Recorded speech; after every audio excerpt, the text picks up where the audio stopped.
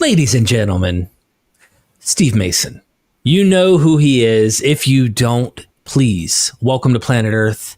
I love learning from you. Steve, welcome back to MythVision, man. You are something else, I tell you, brother. Well, you're very kind. Thank you. It's a great pleasure to be here. It's been a while, man. It's been a while. Look, you've got several books. I highly recommend people check it out. Josephus in the New Testament, and it did not pull me to your page. Oh, here's your page. We're going to go to all books. We're going to see this wonderful stencil of you, and then here we go. Orientation to the History of Roman Judea, A History of the Jewish War, Flavius Josephus and Flavian Rome. Several books, Josephus, Judea, and which is the latest, greatest? Well, the latest, I don't know about the greatest. The latest is that one you just passed by, Jews and Christians in the Roman World. Got it.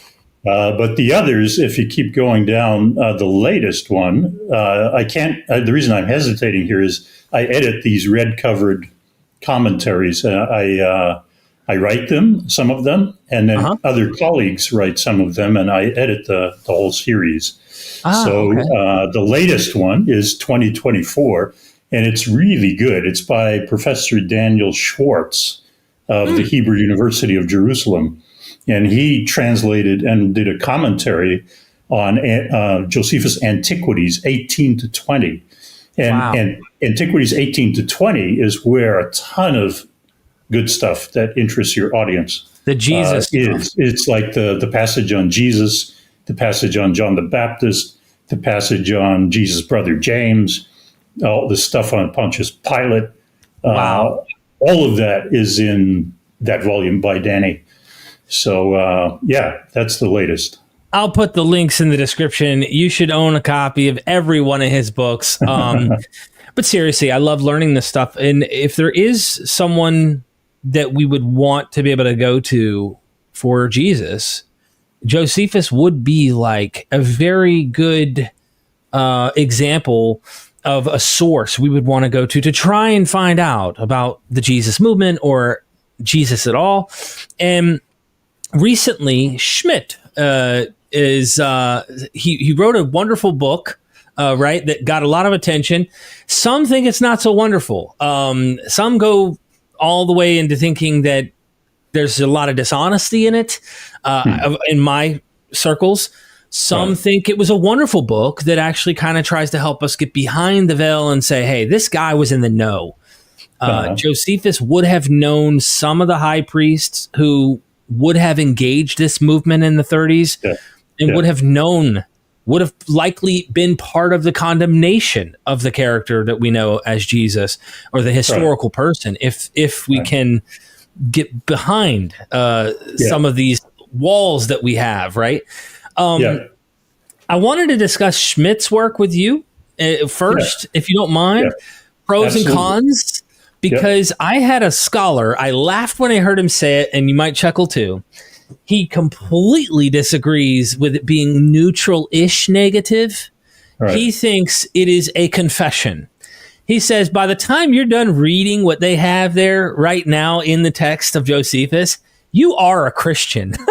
He made the joke. He says, if you read that passage in the Testimonium Flavianum, by the end of it, you have now become an actual bona fide Christian. What are your thoughts, Steve?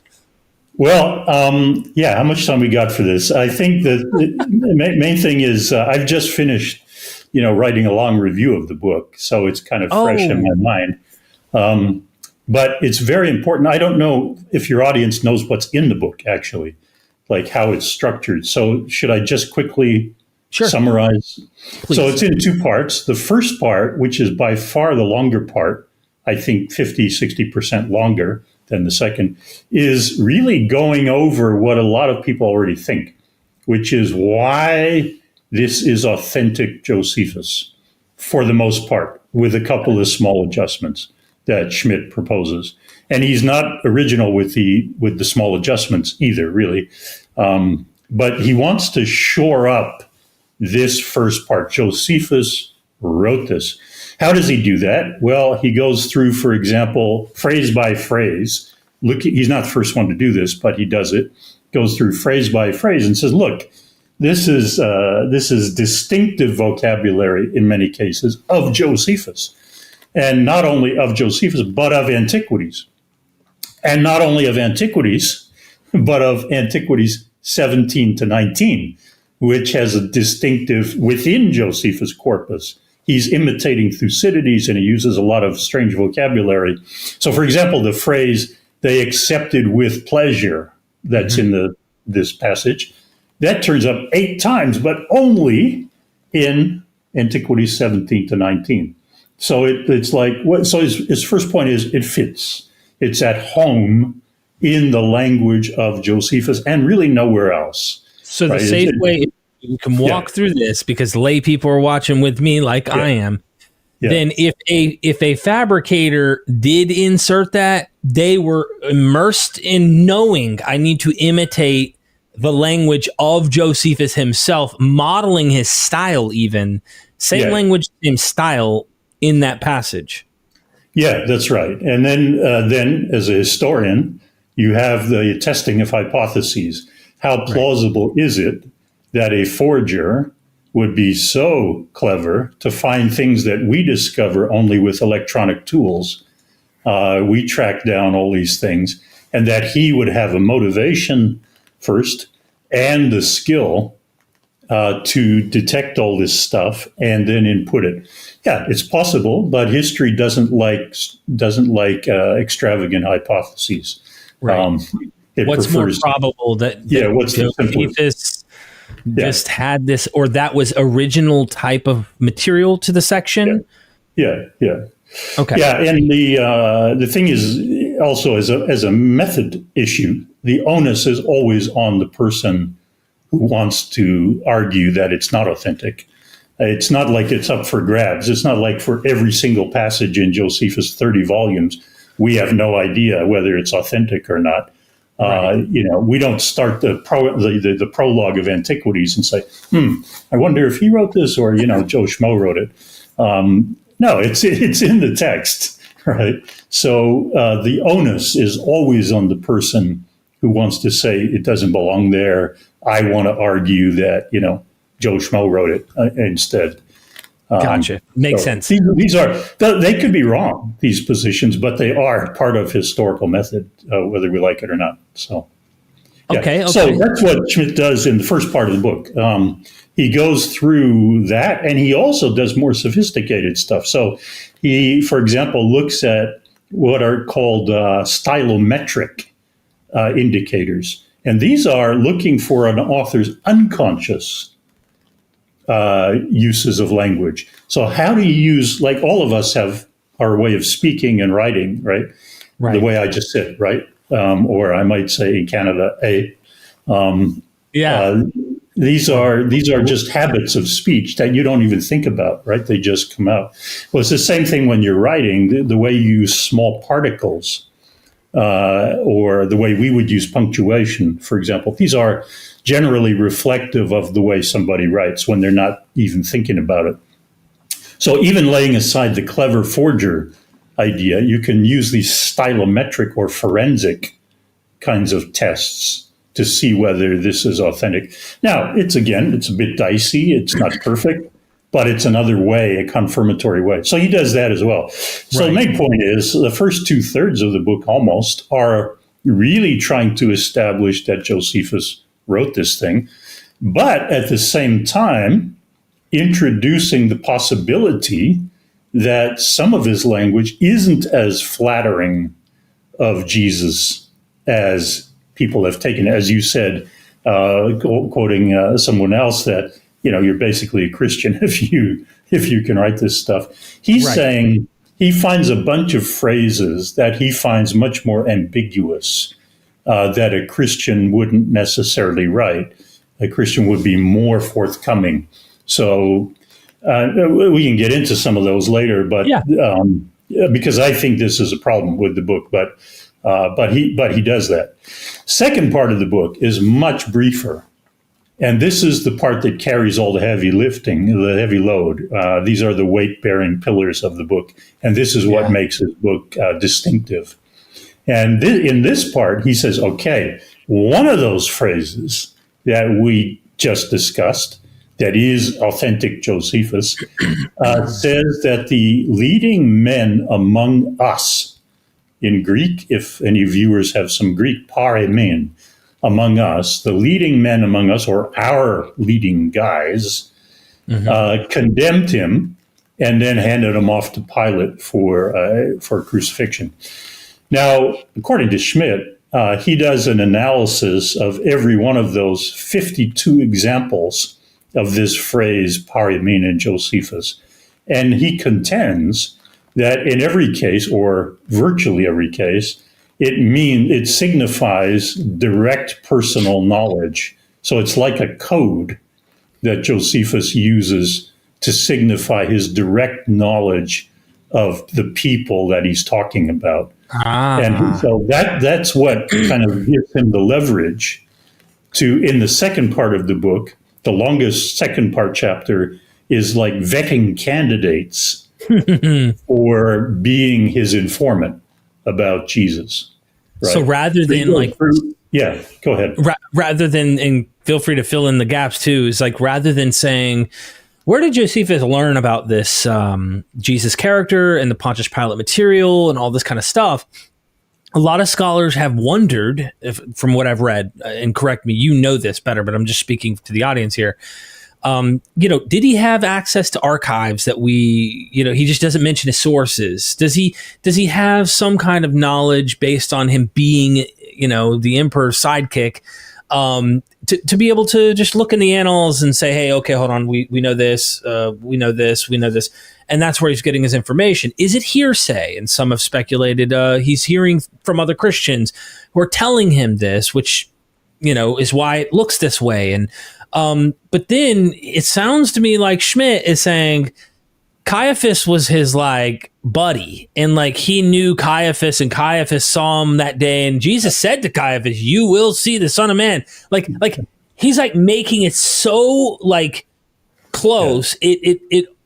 It makes red flags to more cautious skeptics and stuff in my arena that are hold on, man, this sounds like apologetics, to them.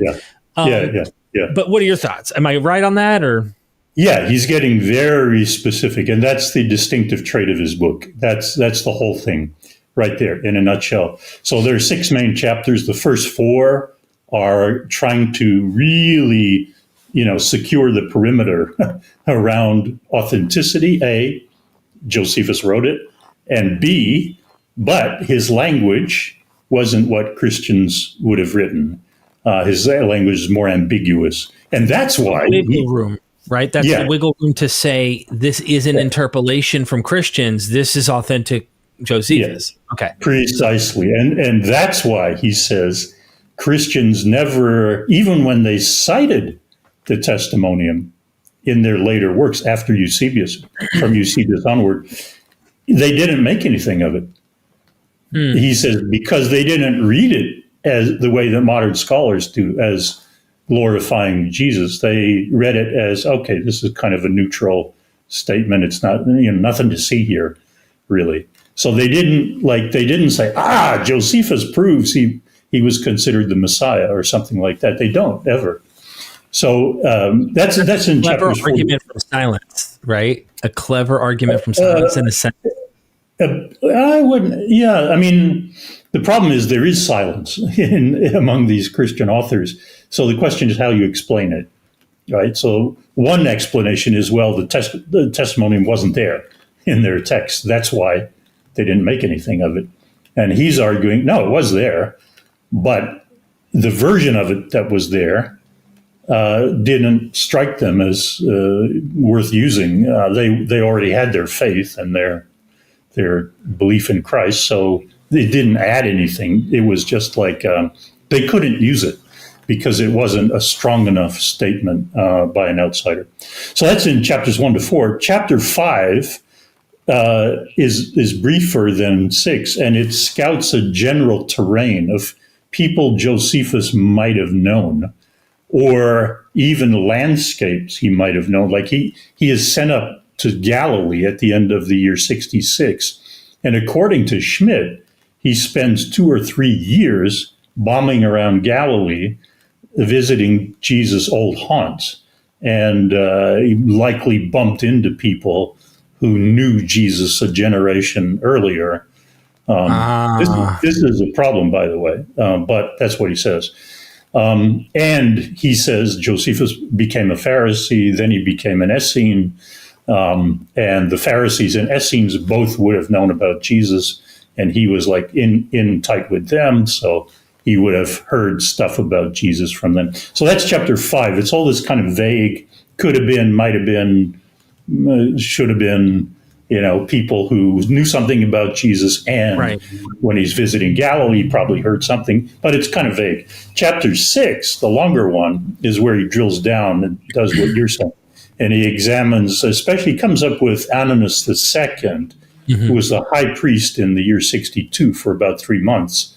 And Josephus clearly knew him. The problem is Ananus died in early winter, spring of 68. So this is a problem that he doesn't really deal with. But he targets him as his most likely informant of all these informants, because he says he would have been present at the trial because he was Ananus II, son of a high priest, Annas I, who, according to the Gospel of John, was he was former high priest when Jesus was executed, but he was the father-in-law of Caiaphas. So these guys were tight, and the son, Ananus II, they should all have been celebrating Passover together. This is a big part of his book, because Passover laws require that families get together and eat the lamb, in one sitting. It's a clever thought, process. Yeah. It's kind of attorney-like, I would say, like lawyer-like kind of. If this is true, then this is true, and if that's true, then this is true. Right. And you're moving directly towards a kind of very strong conclusion. So if you accept all the stops along the way, then it sounds pretty credible. And I think that's why the book is making very big waves, actually. I mean, I can't even tell you, some people are not scholars, whom I just happen to know as friends, have written to me recently and said, hey, have you seen this new book by Tom Schmidt? And there's no reason in the world why they would have read an academic book, because it's not their thing. But that's how much impact the book is having. And many people are saying it's forced them to rethink, the value of this little 3 sentences in Josephus. I can't follow along there. But, I was going to say, because I want to follow. This is not a personal thing. This is a scholarly endeavor. And, when you wrote your books, you got scathing reviews and you got compliments. It's just how it works. As an academic, I want to know why you're not convinced and what are the major problems. We kind of hinted at them. Like, if you can accept that this is neutral language and not totally Christian, that's one hurdle, right? Once you've accepted his neutral language and that hurdle, now we can explain the next step. And then it's like one thing after like a domino kind of thing. Because once you strip that, him knowing Ananias, even if Ananias knew Caiaphas, knew Jesus, all of that is irrelevant ultimately on the passage itself linguistically and all these things. So there's all these different things that, I imagine you would be like, okay, here's a problem. So if I were to ask Dr. Steve Mason about Dr. Tom Schmidt, and I say, Dr. Mason, what is wrong in your opinion with the hypothesis he's presenting? What are the major problems that you cannot accept or do not find convincing? Yeah, let me stress at the beginning, just before I list them, that I've corresponded with Tom, and he seems a perfectly nice guy. Very nice. I say that, and open also. Yeah. So I already indicated some of my concerns to him privately, and he talked about, okay, when I do a second edition, I'm really going to have to think about these things and change some of the things I said. So I say that because our social media, especially nowadays, is so polarized. and you want to see these people are evil and those people are corrupt and they're trying to do bad things, and I'm on the side of the angels. I'm righteous, of course. I think we need to get rid of all that. I mean, that's incompatible with doing history. History is just a search for what happened, right? I'm glad you did this, because I know, for example, of Richard Carrier, right? He came to my house not long ago. We did recordings in person. He wrote a pretty scathing, I guess you'd say like a scathing blog about Schmidt, and it's pretty damning. I mean, it's really like he's just an apologist. He's lying. He's making up stuff, and he's like, so, I haven't read that. I just know from what people told me, and it does create more division.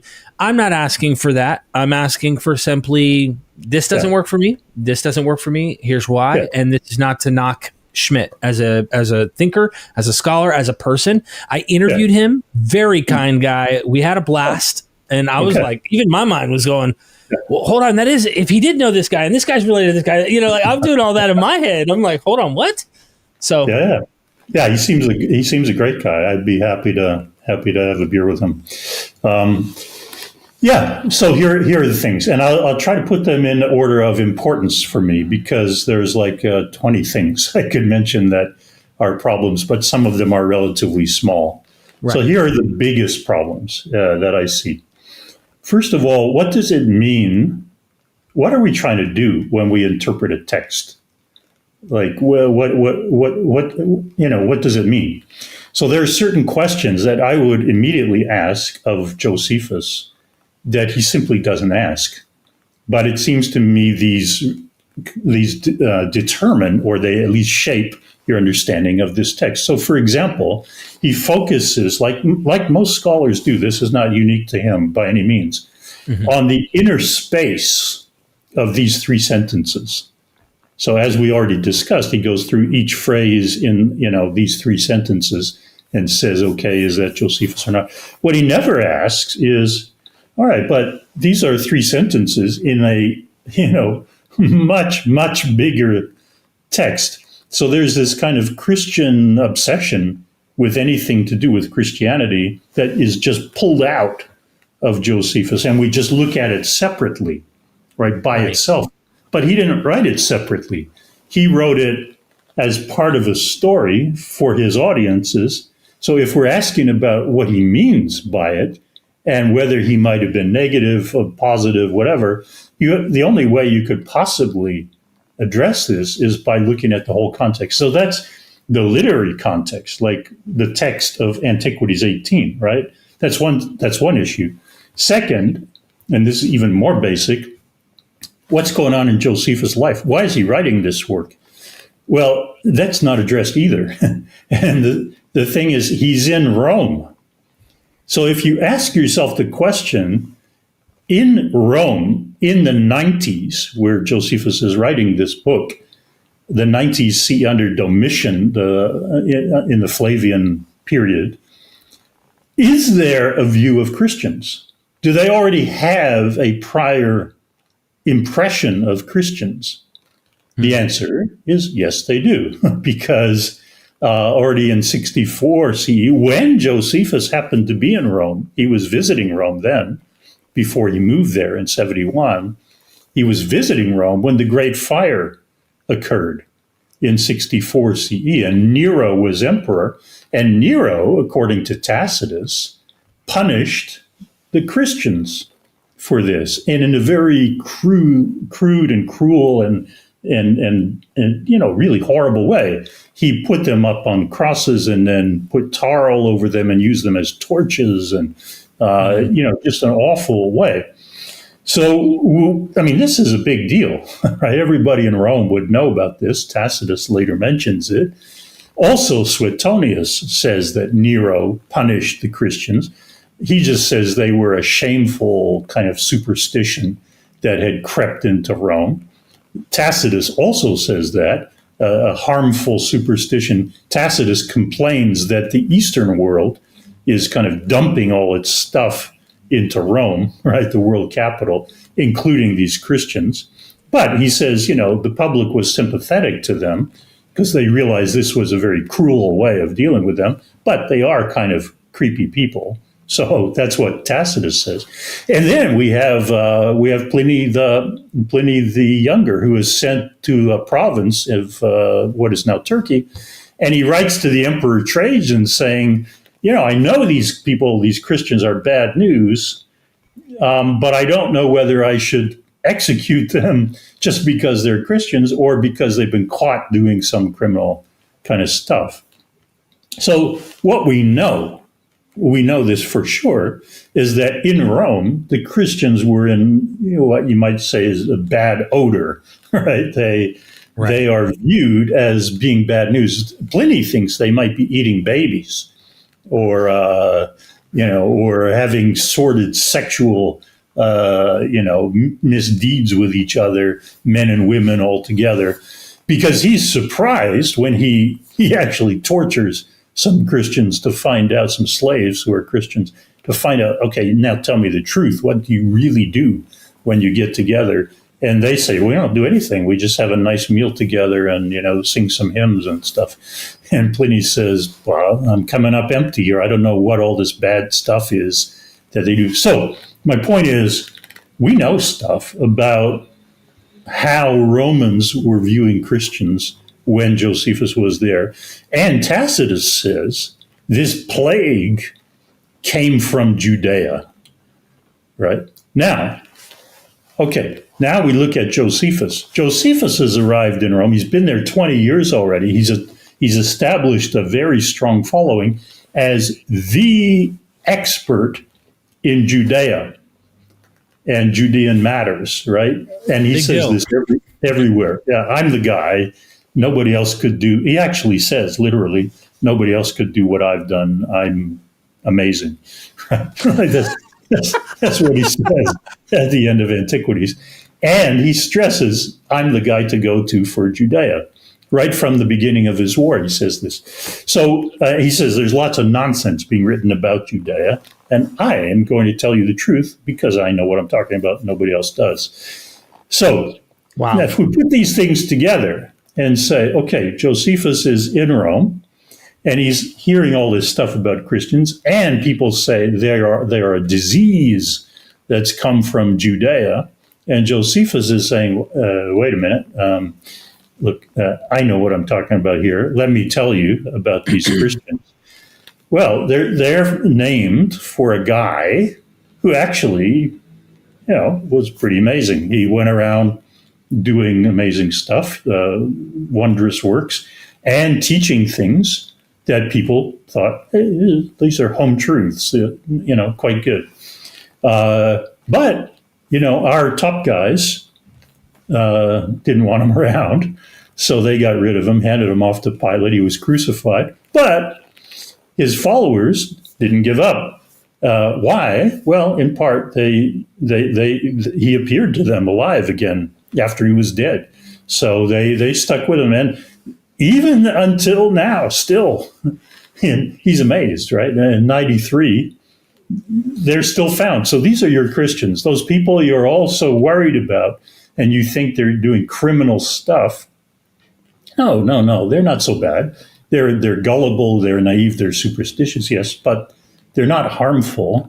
They're not criminals, right? They're just following this dude who was crucified, right?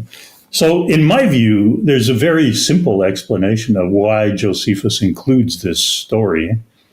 But what nobody cares about, I've never seen anybody really care about it, who writes, and including Tom, who writes about these three sentences. What comes next? Well, this is only a little bridge into, then Josephus jumps off into other things that happened among Judeans in Rome. And he tells them at much greater length. He says that 4 of our guys did some really nasty stuff. They defrauded a woman who was attracted to our Judean laws. And remember that Josephus has spent more than the first half of Antiquities celebrating the Judean laws, saying they're the finest, highest laws ever. They reflect the laws of nature. So it's not unnatural that this woman, wife of a senator, would be enamored of Judean laws. And he says, yeah, that's a good thing. But some of our guys came from Judea and defrauded her because they took advantage of her being a proselyte, somebody coming over to our laws. And they postured as being experts in our laws. They weren't. They were actually kicked out of Judea for being criminals. So these are con artists, but they defrauded this woman. And this was back in 19 CE, and this got the Emperor Tiberius all riled up because this was a senator's wife, So he expelled the Judeans from Rome way back then. So if you simply read all this together and put it all together with Josephus's situation in Rome, you have to make coherent sense of it. I think it's not so difficult to do that. He's saying, number one, these Christians that you're all worried about, don't worry about them. They're just a bunch of superstitious people who follow this guy. They're sort of off-piste. They're not normal Judeans. They've attached themselves to this one guy, and you can understand why he was doing wondrous things and teaching good stuff. But they don't represent us. But they're not harmful. These other guys. Now, there's an example of people who are really harmful, because in his Antiquities, he spends the first half celebrating Judean laws, saying how great they are. Spends much of the second half showing the decline of people following the laws until the destruction of Jerusalem that happened in 70. So he's telling a story of what led up to the destruction of Jerusalem, right? So the book ends on the eve of destruction. And he's saying all these things went wrong. Even high priests were not following the laws anymore, like Ananus II, who executed Jesus' brother James. He did so completely illegally. And this is a monstrous thing he did. And all the reasonable people in Jerusalem knew it was a travesty. It was wrong. Right. So anyway, what I'm saying is simply, and now I'll just summarize, Tom doesn't even ask these questions, right? He's like laser focused on the internal content of these three sentences exclusively. And I think if you do that, you're not interpreting Josephus, right? You're not asking even why did he write this or what's going on. And so especially if you're trying to make a case that is trying to actually maintain that most of that material, 99% of it, is authentic. If you're going to do that, I think that's an important thing when you're writing a book, that you go, listen, I don't need to give why did this person interpolate? Because then now you have a different problem that you have to address. Yeah. But his whole goal is to try and practically say it's almost all authentic. And if you're doing that, then what did Josephus mean? Because you that should be like one of the primary things you should be focused on, especially if you're saying, nope, these words are his, nope, these words are his, I'm making a case these are all his words. Okay, then we get these are his words. Let's just grant it. Now, what does the context tell us, like you're describing? And I think that is an important critique. Yeah, well, exactly, because that changes the equation, right, of whether you think this is positive, negative, or whatever. In my view, this is all a hang-up that Christian or people aware of Christianity bring to the table. But we forget that Romans, Josephus' audience in the 90s, didn't know anything really about Christianity. They certainly had no idea that it would become the state religion and the worldwide religion later. So we're looking back through that lens. Right. And so we're asking, well, was he a Christian? Or who wrote this was a Christian? It sounds very positive. But if we just think of Josephus' situation, he could be perfectly positive. He has no problem with people working wonders, like Judeans working wonders. He tells other stories about, guys exorcising demons and things like that in Book 8 of the Antiquities. He talks about Saul visiting the medium of Endor, and having conversation with Samuel, whom she calls up from the dead. So even the appearance of people after death is not a strange thing. So when he says, he appeared to them alive again, we get all kind of jittery about that and say, oh, so he believes in resurrection. Why? that's Christian theology. No, he's just like saying what, he doesn't have a big problem with this. He's perfectly aware that amazing things happen. God does amazing things, or there are uncanny things that happen in the world, spirits, he's got no problem with all that stuff because he's an ancient guy. He's not one of us. Right. Right. So it does change your calculation, your calculus, if you say, yeah, he's just writing like, yeah, don't worry about these people. They're a bit nuts, but okay. Okay. Yeah, it's a different thing. But the second problem then in the scale of bigger to lesser problems. So I think that's the first problem. It's just he doesn't ask about Josephus, like Josephus' life or context or what it could mean, except within the confines of this little passage. Second, once he goes to all this effort to prove that Josephus wrote it, and B, he got it from somebody like Ananias II, he doesn't join the rest of the dots. And there's one big gap here, which is, well, there are two big gaps. One is, what did those people tell him? Like what? Because if this is Josephus' version, okay, you say, all right, Tom, you've convinced me that every single word of this is Josephus's distinctive vocabulary, right? Just grant it. Yeah. Yeah. Let's stipulate that. All right. Now tell me, what did Ananias II write that that influenced Josephus to write it this way in his language? And the problem here is that I think that he's making the Testimonium do double duty. He's treating it as Josephus's composition very clearly, right? It's distinctive Josephus language. And he's using it as if it's also what Ananias or somebody told Josephus. That's a hard part for me. And maybe this is anachronistic because I'm looking at Jewish tradition as well.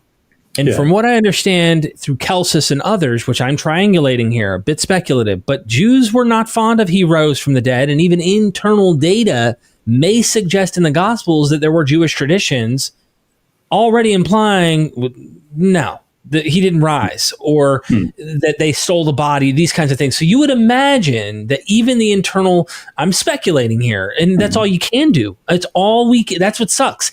I wish we could find a hidden lost text that told us something, or a hidden rock inscription or something. But like, the question I have is, would Ananias or would Caiaphas or any of these guys ever go, he seems to have rose from the dead according to them? Or would he have said, likely been told by one of these guys, they believe it, but we know this is a fabrication, or this is fabulous, or it's fiction, or something like that? You see what I'm saying? I do. And that's also a good question. Like, what would such a person have said? My concern is even more basic than that. And it's just at the level of method. That is, okay, you're saying two things. You're saying Josephus wrote the version we have. We can read it. We can see it's his language. Okay. But that means that he got a different version, because it's not possible. It's simply not possible that Ananias II wrote in Josephus's language on a napkin or something and passed it to him at one dinner. And it happened to be exactly Josephus's distinctive language from Antiquities 17 to 19. That's not possible, right? It's just not possible. So here we're not speculating. That's my point. We're not actually coulda, woulda, shoulda, might have. We're actually talking about historical method or philological method here, which assumes that two people do not write exactly the same way. I mean, we use this principle to detect plagiarism in student essays. When you see two essays that say exactly the same thing, something's wrong here, because two human beings do not write in the same word order, the same, choose the same vocabulary. It doesn't happen ever, right? If I understand you correctly, and maybe I'm jumping the gun here, but that what we have is Josephus granting, again, like we said, we've already supposed the language. We're going with Schmidt's point here. Yeah. It's Josephus. Yeah. Okay. Yeah. But he leaps. He does something that you in the historically would go as a historical method. This is a bad leap. He leaps to go. He got this information from Ananias II. Or is it the second or third? Ananias II. Yeah. Ananias II.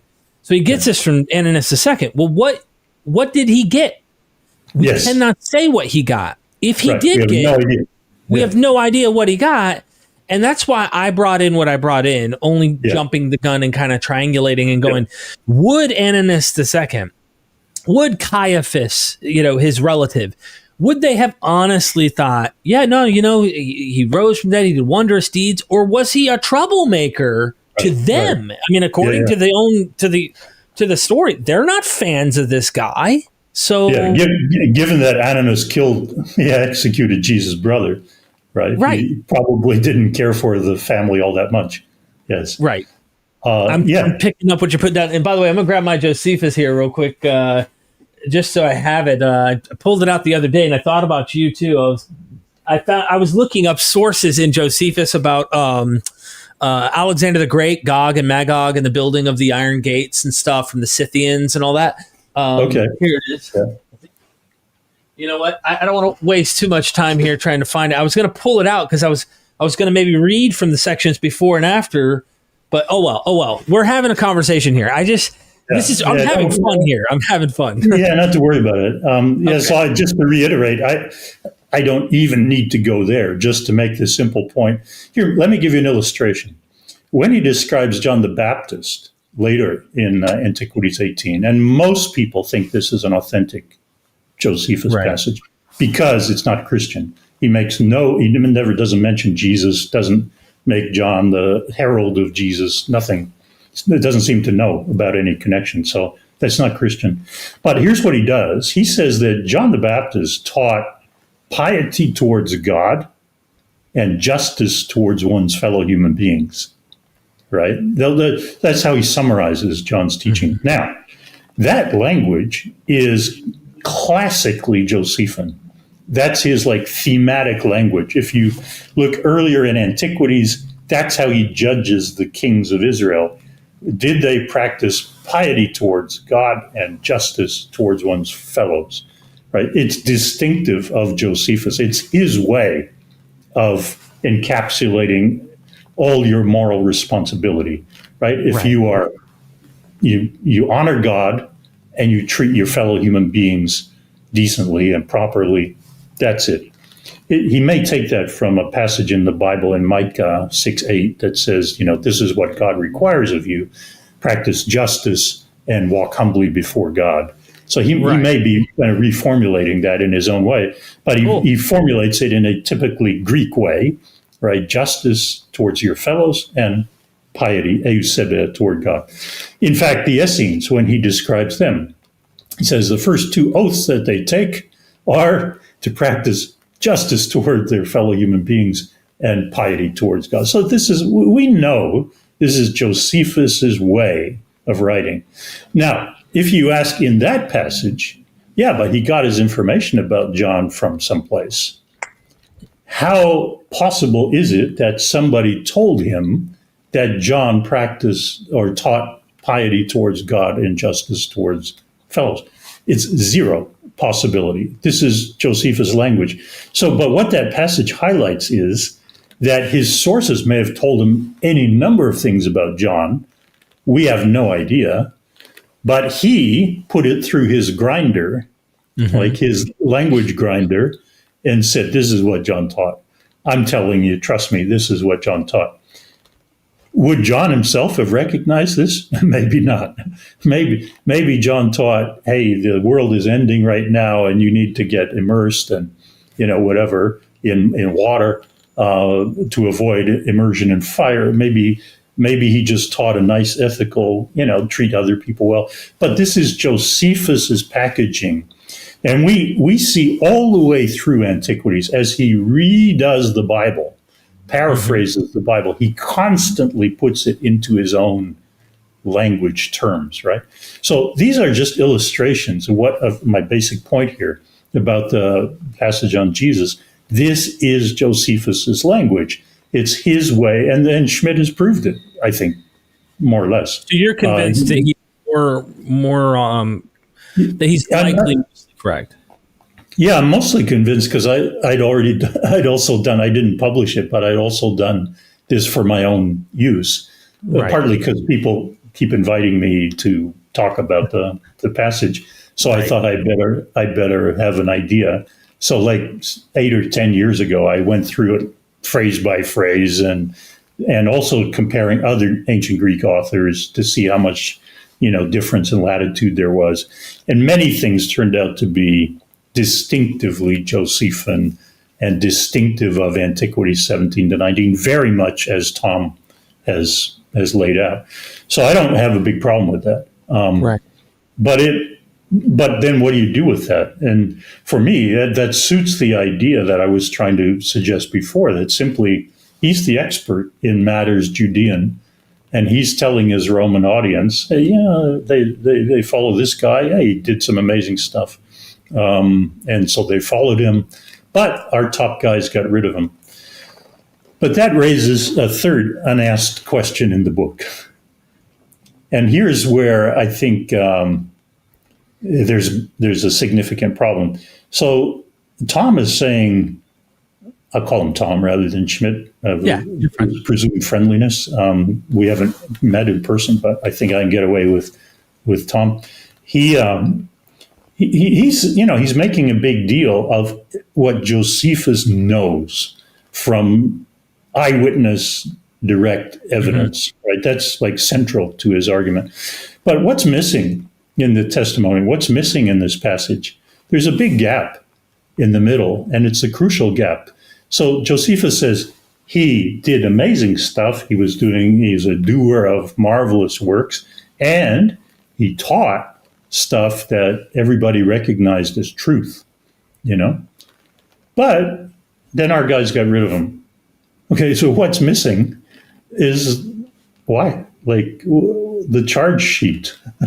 What were the charges against Jesus in his trial? He must have been charged with something. But how weird is it that Josephus has this alleged eyewitness testimony, and the most important part of it is missing. Do you think, if what I may, are the charges? I was going to ask you, do you think there's some missing material from this passage in Josephus yourself? I mean, what are your thoughts? Do you think there might be something missing? Well, I think, but Alice Whaley already made a very impressive study a long time ago, 15 years ago, I don't know, with her book on the Testimonium. And she traces it in a very detailed way, a very expert way, through from antiquity through to the 20th century. She shows how, the debates arose in the Protestant Reformation, Protestant scholars doubting it. And that's really interesting too, right? Even Christian scholars doubting that this is authentic. But she goes through all this stuff, and she argues, and Schmidt agrees with her, Tom agrees with her on this point, that a very small adjustment probably is needed. That is to say, Josephus wrote not he was Christ or he was Messiah or whatever, but he was known as. He was called. He was thought to be. This was his nickname. In Greek, it's a very simple word. The word he uses when he talks about James later. He says he's the brother of the Jesus known as or called Legomenos, Christ. Right. So it's a very easy, simple word, and that's his normal way of indicating a nickname. There was this guy who was like Jacob, known as the gazelle or something, or Eleazar, known as X, Y, Z. That's his normal way of writing. So it's perfectly plausible that that's what he said about Jesus, and simply in the transmission process, that qualification dropped out because it's there, again, when he talks about James. later. Right. And it's in later Christian authors like Jerome. He was believed to be, or he was called, something like that, turns up in much, much later Christian versions of this. So Alice argued already long ago that simple explanation is that dropped out, rather than stuff being added, like rather than the Testimonium being added to Josephus. Like rather, the Eusebius hypothesis or something. Yeah, exactly. Rather than an interpolation hypothesis, it's actually simpler to explain all the evidence. Like, where did these later qualifications come from in Christian authors? Simplest explanation is that's what Josephus wrote. He was thought to be or believed to be, this, and that just dropped out. Interesting. So, okay, you got me thinking about this rap sheet of why they would have killed him, and Josephus doesn't mention that. So I'm wondering if that drops, or obviously that's not as easy to prove that it drops when you have a simple, way of explaining called versus he is the Christ. I think there's a very simple explanation of that, or simple potential explanation of it. Okay. And it's this. He's writing in Rome, and everybody in Rome knows that the good die young. Right? That people who are truthful, who speak truth to power, as we would say, philosophers, their lives are not safe. So under Nero, he just executed a lot of people. Anybody he considered potentially troublesome, even if they'd done nothing wrong.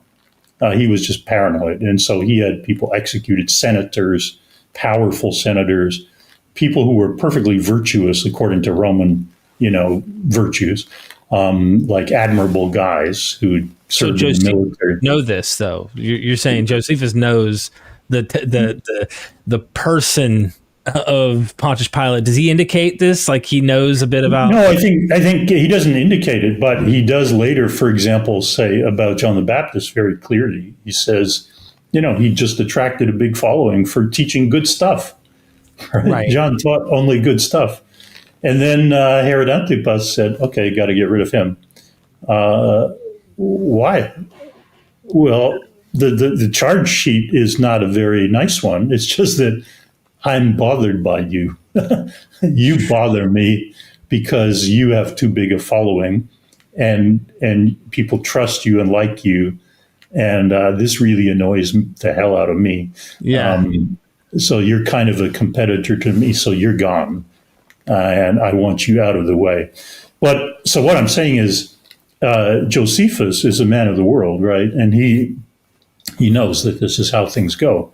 That good guys, including philosophers and people who teach truth, their days are numbered very often, especially in Rome recently, and also under Domitian. When he's writing under Domitian, philosophers are being expelled or killed, or Domitian gets all paranoid at the end of his regime. It seems, just like Nero did in 64, 65, 66.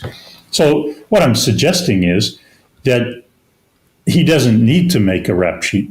He doesn't need to pass it on, because he's already just said this guy was really popular. He taught great stuff. He was truthful. He did amazing things. And, top guys want to get rid of him. C'est la vie. Tant pis, as they say in French. It's like, too bad. That's, this is how things go in life, that the powerful want to get rid of people who are, threatening their positions in some way or seem. So it seems to me that this makes sense in the context of Josephus' life. It doesn't make good sense of Tom's analysis doesn't explain this. Why, if you've got such a bead on an eyewitness account from the very trial, that evening or nighttime in the high priest's house. Yeah. Well, he stresses that it agrees with the Gospels. Right. Yeah, no, but the Gospels give an elaborate account of why the high priest wants him dead. Namely, he claims to be Messiah. Even depending on the version in the Gospels, claims some connection with God, which the Gospels treat as blasphemy, but that's in Jewish law. That's not what blasphemy is. Like claiming to be a Messiah is not a crime, right? In Jewish law, but saying the divine name, which I'm not going to say here. But YHWH is how we usually write it. You're not supposed to say this name in Second Temple Judea, right, and that's blasphemy. That's considered blasphemy. And if somebody does that, I don't know if you saw The Life of Brian, but they have a scene where this stoning it, that's such a good movie. They're all repeating the name, right? Yeah. But this is it. So the judges are all supposed to stand up, according to the Mishnah tractate Sanhedrin. They're supposed to stand up and rip their clothes and say, as if they're in mourning because someone has said the divine name that should not be said, right? It's too sacred. That's what blasphemy is. But in the Gospels, it's like, you say I'm Messiah. Oh, what need of more witnesses do we have? He's claiming to be Messiah. He needs to be killed. So anyhow, so Tom says this all agrees with the Gospels, what's in Josephus.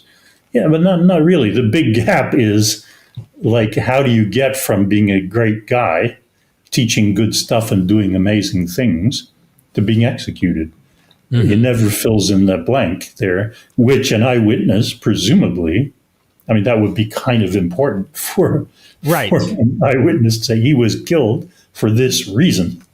And that's the big missing link, as it were. Yeah. So technically, another way of putting it in simple terms is, if his information was eyewitness from the night that happened, from the people that were present, there's no way Josephus, with that kind of insight, would not have added the rap sheet or some kind of information that said, hey, check this out. So here's what happened. Here's why. And then a brief sentence addition as to why they put him to death, and then move on. But it kind of derails. I don't want to take you off of your critiques here of what Schmidt's work is presented. Hey, it's your dime, man. But hey, I wanted to bring this up because, you've famously shown really good, I think, and pretty confidently that Acts is using Josephus. And, he gets things chronologically little things, and there's reasons why, right? Your book goes into this. Some scholars who not only capitalize on what you've said, hey, this guy's on the money, they think there's, in a sense, and this is obviously more speculative, but they say, granting Steve's right, like we've granted earlier, for sake of argument. You could dispute other things, I'm sure. You could try to wrestle with Tom's stuff and not get any further. No. Let's not do that. Let's just grant you're right about Josephus being used by Acts. Okay. Yeah. The camel's nose is under the tent. Where's the rest of the camel, is what some of these scholars might suggest. So you've proven with the strongest bits of evidence that you can show that it knows Acts. Acts knows Josephus. With that in mind, some of them speculate that what if there was a potentially more damning piece of literature there in the Testimonium, or more material that we just don't have. And Acts is engaging with this because Acts constantly is trying to show the Christians are innocent and Jews are the problem, right? Let's blame the Jewish. Clearly has an anti-Semitic kind of slant in Acts, Luke Acts. I wouldn't say anti-Semitic, but anti-Jewish. Anti-Jewish. Yeah, anti-Semitic is more of a racial term, which is is a modern German thing from the 19th century. Yeah, anti-Jewish slant. And obviously pro-Christian, and hey, Theophilus, we want you and the aristocrats and others to recognize we aren't the problem. We never were troublemakers, even though we have been accused of this. Yeah. Who's accusing who and under what? And they're constantly in court. They're constantly dealing with having these legalities and all this kind of stuff in Acts. Why?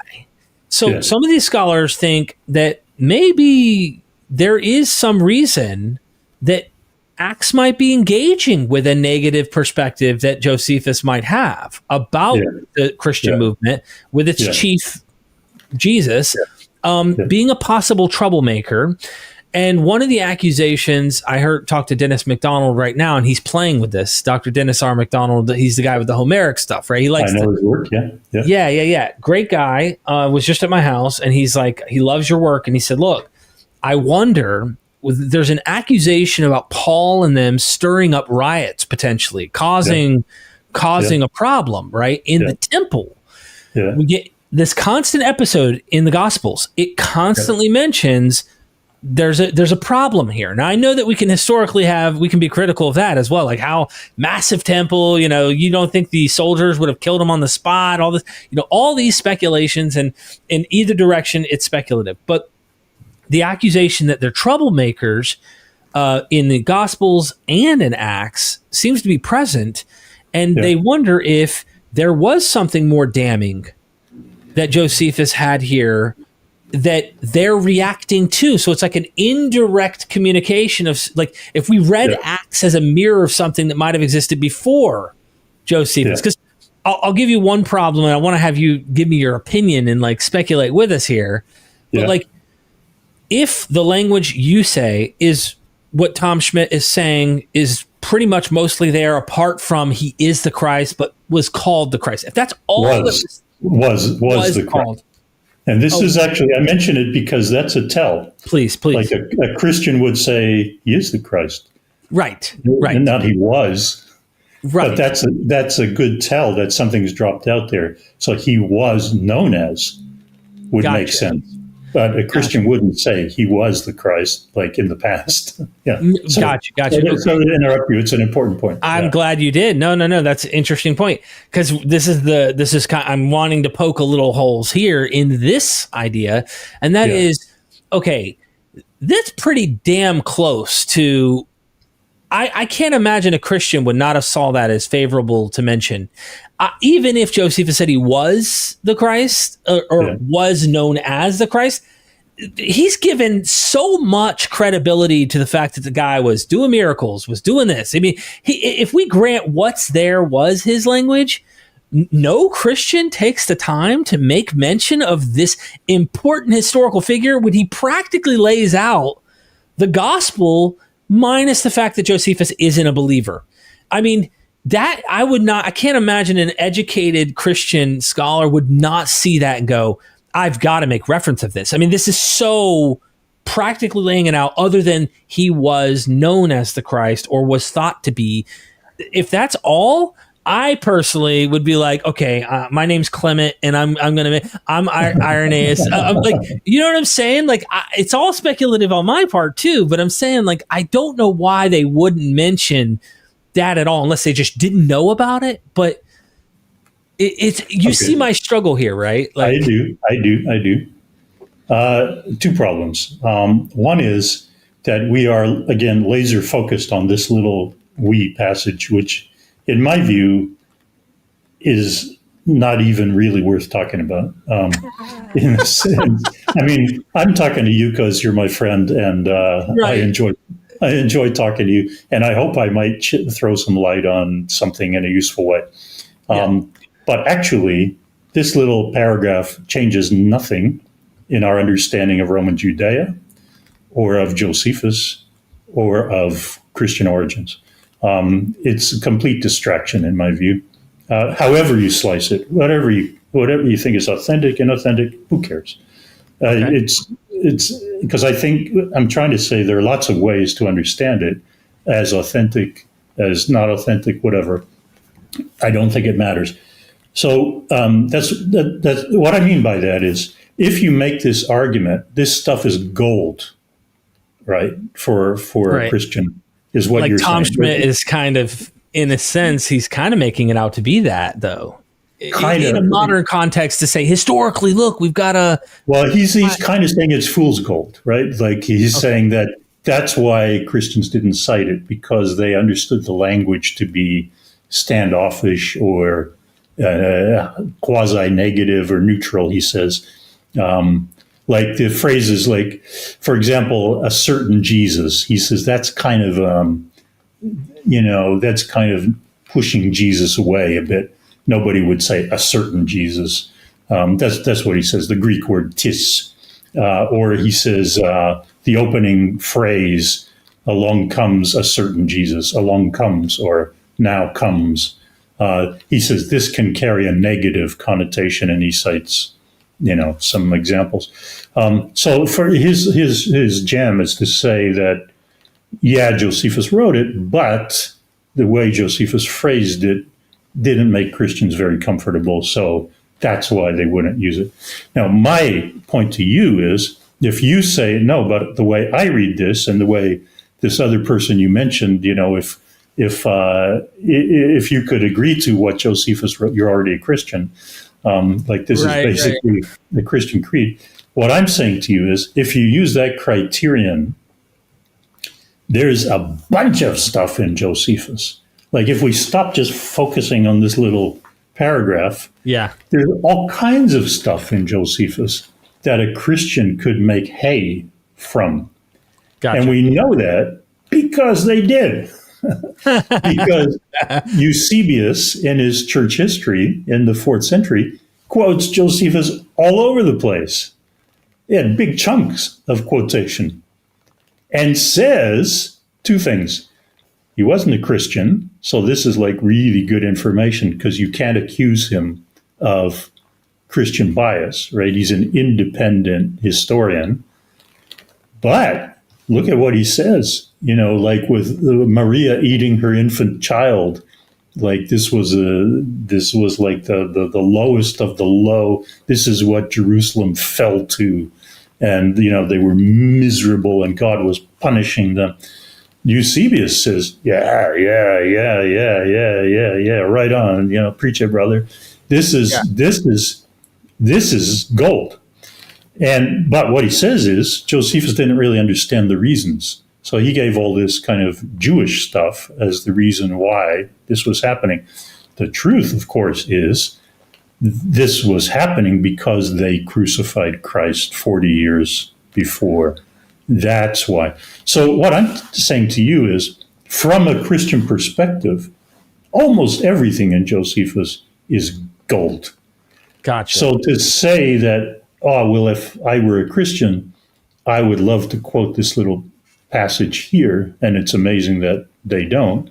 I think that argument isn't very strong because we know for sure. Michael Hardwick wrote a book many years ago, like 89. It's called the patristic use of Josephus, something along that line, the church fathers who used Josephus. Right. And he's showing that, from the middle of the 2nd century, Christian authors are using Josephus. And they know Josephus works, but they don't even do what Eusebius will do.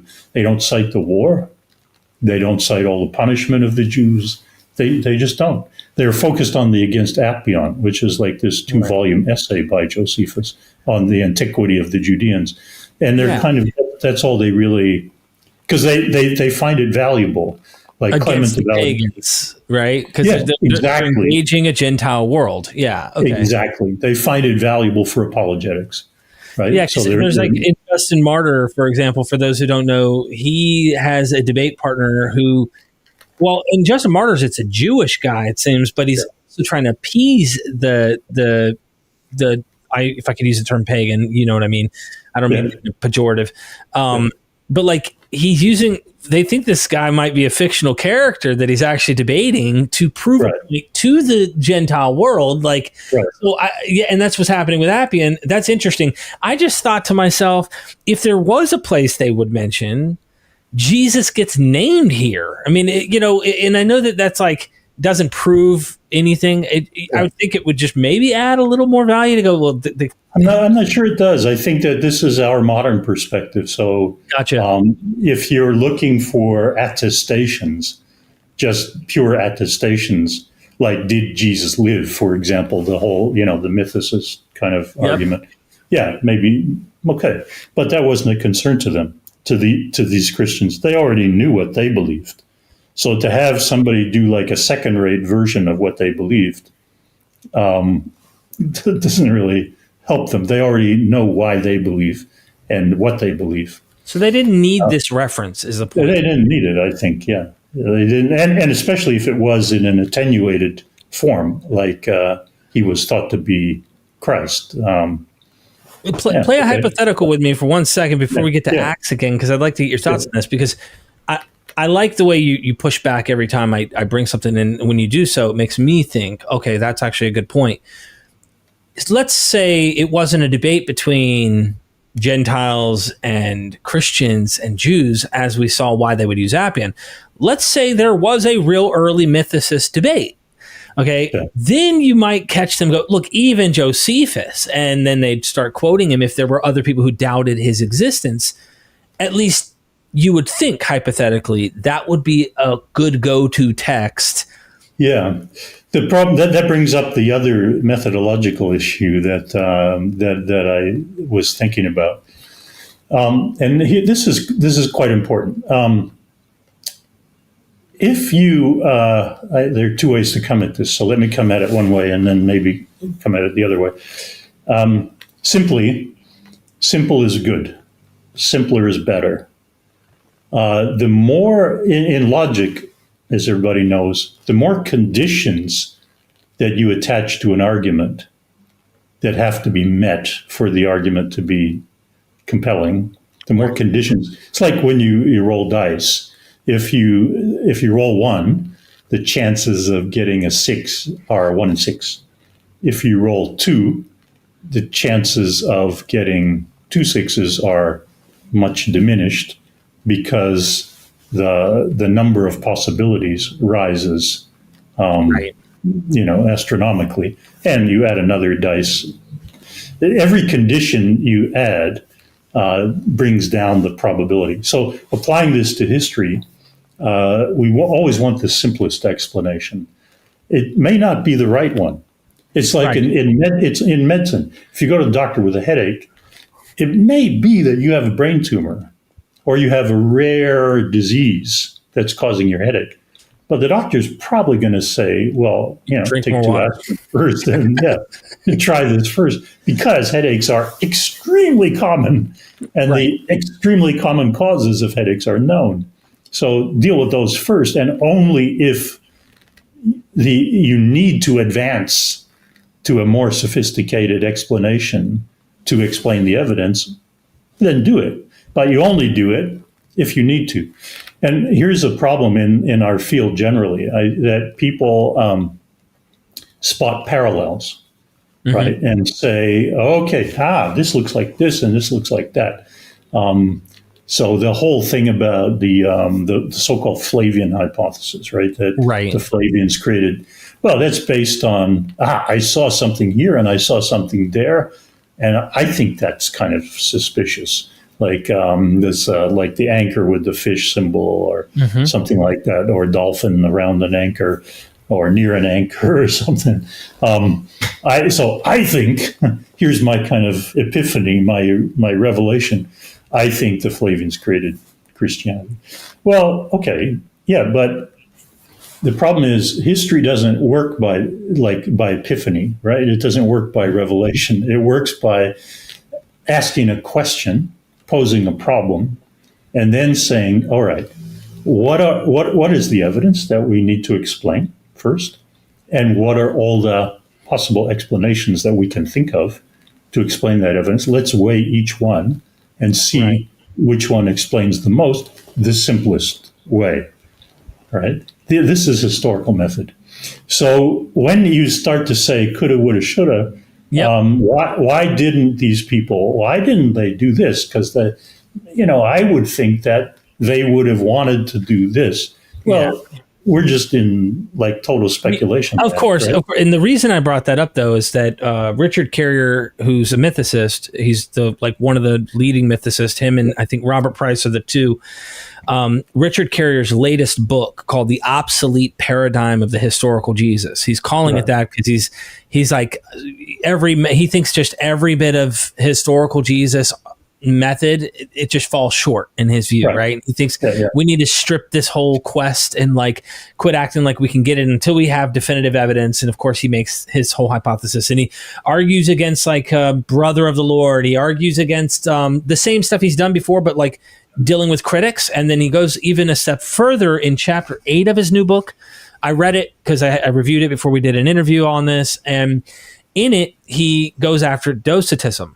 Okay, right.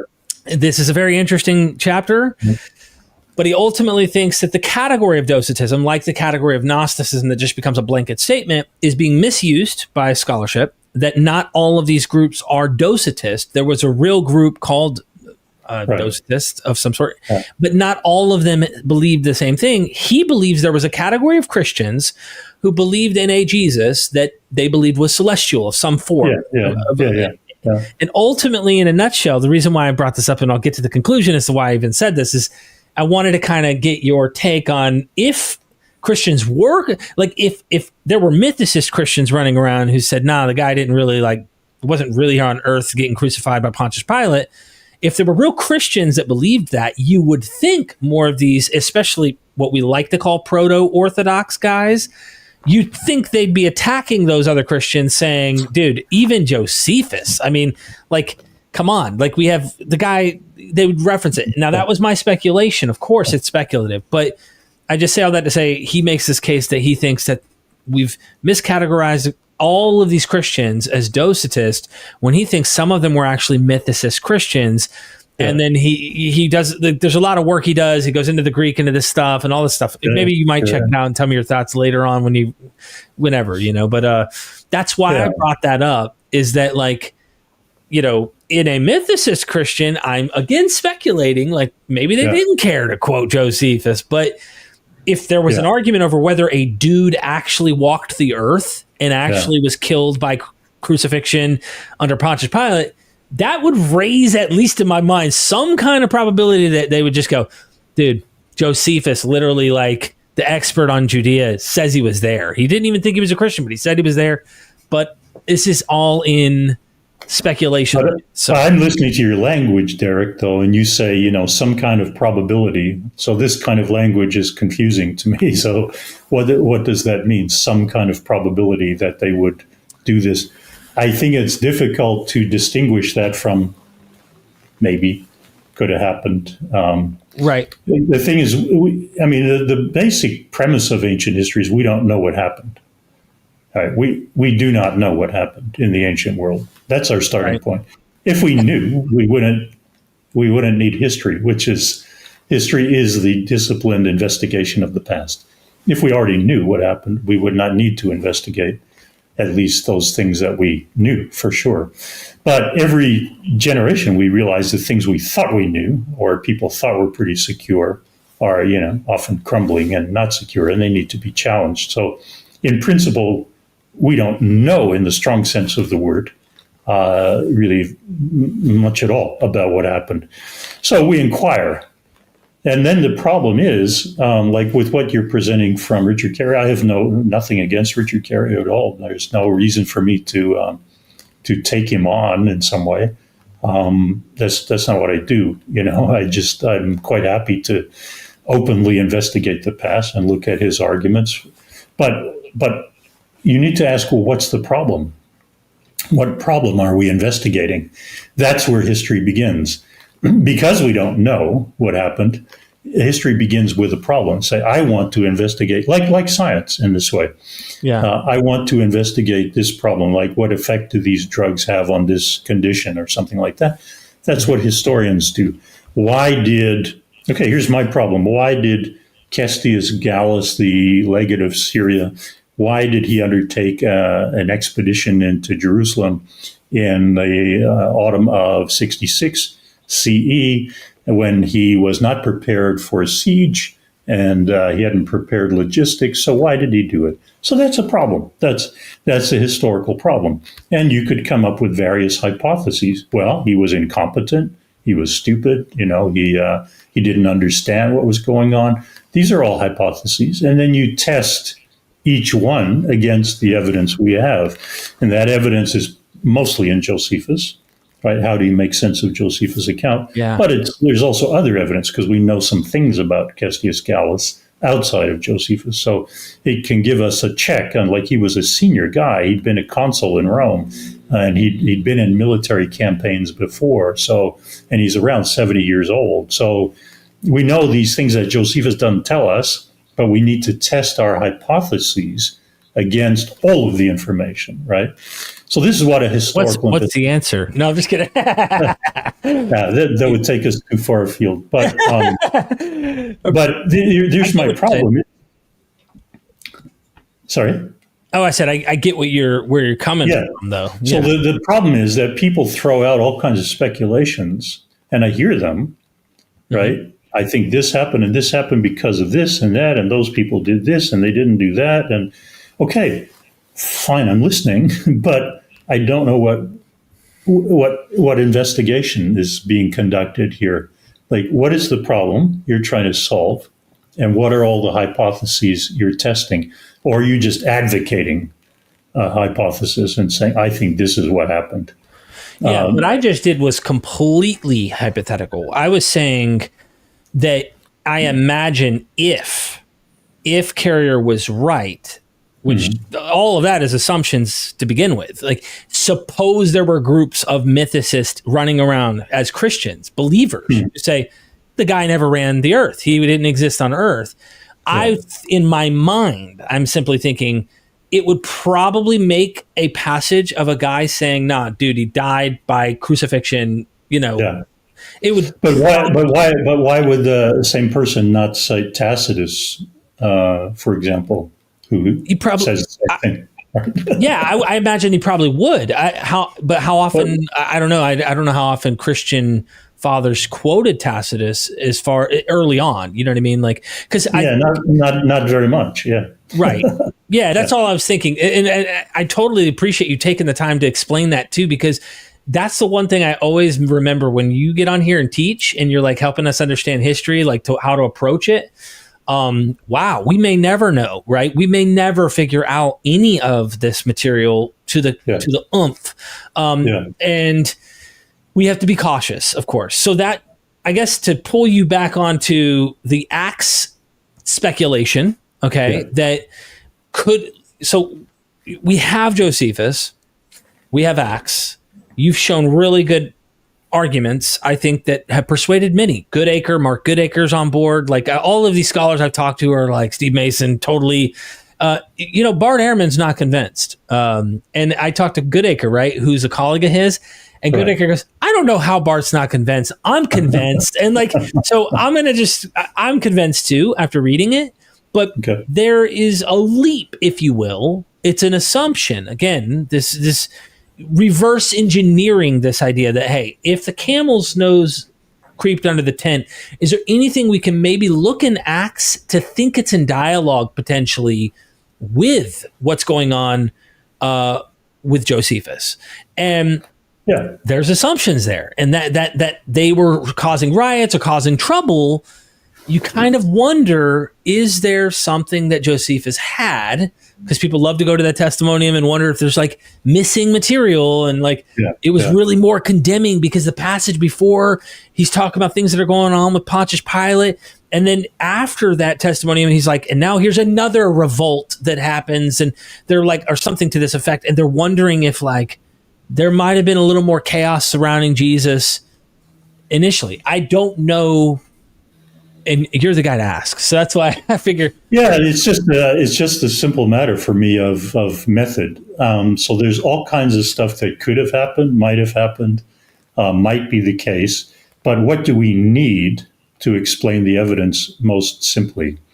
And in that case, Acts, clearly, I agree with you that Acts is one of the major themes of Acts is sort of the innocence and harmlessness of the early Christians. And that accords with, I think, what Josephus is saying, basically. Right. There's no big problem here. They just followed a guy. Now, his is more implicitly pejorative. That is to say, most Judeans don't follow this guy. So I have already laid out to you that we have the best laws ever. that are from the cradle to the grave. They are the laws of nature. They are supreme. That's what we Judeans do. These Christians, well, they're kind of, like I said, off-piste, right? They just follow this guy. And so he also attracted many Greeks, because you don't need to be a Judean to buy into his truth teaching. He's an amazing guy. So I think Josephus is already implying that they're not harmful. What you Romans worry about them for that's not who they are. They're just a little strange. They're superstitious. From the point of view of Acts, of course, that's not it. I mean, the author of Acts is talking about the resurrection of Jesus as changing everything. And that's who the Christians are. But he still kind of agrees with Josephus. We're not harmful. The really harmful people are like the Judeans who killed Christ, according to Acts 2 and 4, right? They bear the responsibility. They did it by the hands of Pilate, but, they really did it. That's going on there. But I don't see that you need to invoke Josephus to make sense of that. Gotcha. Okay. So if we're following the simplest hypothesis and not introducing working parts that are doubtful, then I don't see the need for that hypothesis. And that simplest hypothesis is starting with the fact that what Josephus has written is not so positive. It is, but it isn't. It's not like it's pro-Christian, like, hi, I'm a Christian. But it's not absolutely tarring the guy. So we start with what is there is practically what Josephus wrote, simplest hypothesis, and then roll over to Acts. We there's no need to postulate, well, Josephus had and he went into the temple, or there was a riot around Jesus and this is how he died. Like, there's no reason to assume that. It could have been there, like you said, but we go with the simplest, most obvious explanation historically, and we don't need to posit that. Yeah, maybe not the most obvious one, but the simplest one, in the sense that it explains all the pieces that need explaining, but no more. If you start to introduce other aspects, they may be right, but they're not necessary, right? So it doesn't mean that they're wrong. It just means they're not necessary. They're not needed to explain this. So I think with Acts, really, you want to sit down and look at the themes of Acts and, where's the emphasis and all that. But just to recap on Josephus, I'm suggesting that he was actually kind of thinking, he wasn't a bad guy, this Jesus. He was one of ours, and he did all this amazing stuff. Yeah, other Judeans have done amazing, like worked wonders, expelled demons, cured people. That's what we do. The Essenes do that, and they tell the future as well. They have the gift of being able to predict the future. So we have all kinds of great stuff, we Judeans. And this Jesus guy, he was one of ours, and he did, and he taught true stuff. But because of that, somehow the top guys wanted to get rid of him. And no more explanation is needed than that. That's what powerful people do. Right. Okay. So couple things. I hope I don't lose track in my memory here. Remind me on Acts. I'll say the question now, but I want to jump to something else so I don't lose it. Ever since you wrote on Acts, keep this question in your mind. Maybe it'll give you time to think about it. Ever since you wrote on Acts, knowing Josephus, have you, maybe are there additional things you did not include in there that you think might actually be knowing from Acts, some kind of dialogue or awareness? But your book, since writing that book, you have, what you have in it, the case you've made to show that Acts seems to know Josephus. Is there any more material since then that you might have discovered or think, hey, there might be something to it? All right, put that on the shelf. You get my question. The other question I have is about this Greek Jew and Greek. He drew many Jews and Greeks. Okay, this is an interesting phrase from Josephus, and I kind of wanted to ask you, fundamental question. Identity-wise, who are Greeks? Here is Josephus writing to a Roman audience in Rome, describing these Judean events, and he mentions he drew many Jews and Greeks. I asked, maybe this can help us with the phraseology of Paul when he talks about Jews and Greeks.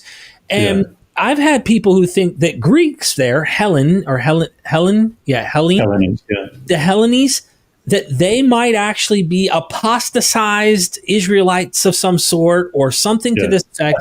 But let's stick with Josephus. If you can help me know who this identity group is better, then maybe we can also say, look, Paul's working with the same Jewish language, a similar kind of category.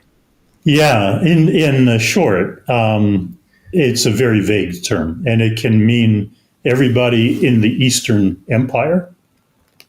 So, for example, he calls the people who live in Caesarea Maritima on the coast, right? Famous Caesarea. He sometimes calls them Greeks. He sometimes calls them Syrians. Same people. Well, they're Syrian by kind of ethnos, by ethnic, origin, because that whole region is Syria. Right. But they speak Greek and they follow Greek customs. Because the problem is that Greek, like Athens, right, the center of Greece, and Sparta, especially Athens, they became a model for the entire Eastern Mediterranean. So when you had a new polis, a city, they would follow, in some measure, the way that Athens did things. So they would have like Greek entertainment facilities, a stadium, an amphitheater. They would have like an Odeon. They would have a basilica. They would have a court place. They would have an agora or a marketplace, right? These were all Greek kind of institutes. They would have a gymnasium for training their young people, right? Educating them. These are Greek things. And all the cities of the Eastern Mediterranean emulated Athens in introducing all this stuff. Even Jerusalem had at some point a gymnasium and all this stuff, right? So even the amphitheater, it looks like right under the exactly. So it's not a specific term, but it can be a specific term. So when Josephus says, for example, in the prologue of War, I am a Judean, I'm writing history, and the reason I'm writing it is you Greeks have lost the plot. You should be writing history because it's your thing. Like you Greeks invented history, historia, as a way of studying the past. I'm doing it as a foreigner, he says. I'm a foreigner, but I'm going to do it better than you because you've forgotten how to do it. And all you care about is money and rhetoric. You don't care about truth anymore. We, Judeans, still care about truth. So I'm going to show you how it's done. I'm going to write a better history than any of you. So in that case, he's really targeting actual Greeks, right? Like people from Greece who are in Rome. And he's saying, you guys are obsessed with all your ancient victories like Marathon and all the old battles with you won against the Persians and all that. Come on, get with it. There's interesting stuff happening now, like the recent war against Rome and Judea. That's what I'm writing about. And I'm going to tell you the truth about that, right?